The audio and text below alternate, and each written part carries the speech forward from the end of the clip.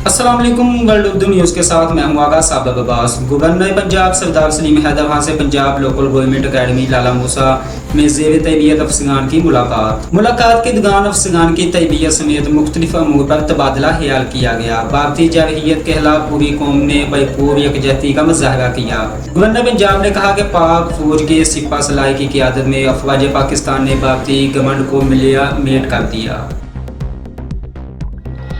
Governor सरदार सलीम हैदर खान ने कहा कि पाकिस्तानी अफवाज ने भारत के मज़मूम मकासद का भरपूर तरीके से मुंहतोड़ जवाब दिया। लोकल गवर्नमेंट के अदारे मुल्क की तरक्की में खास अहमियत रखते हैं। बल्दियाती निज़ाम किसी भी जमहूरी निज़ाम की बुनियाद होता है। नौजवान नस्ल ने मिसबत रहकर मुल्क की तमीर तरक्की में हिस्सा डालना है।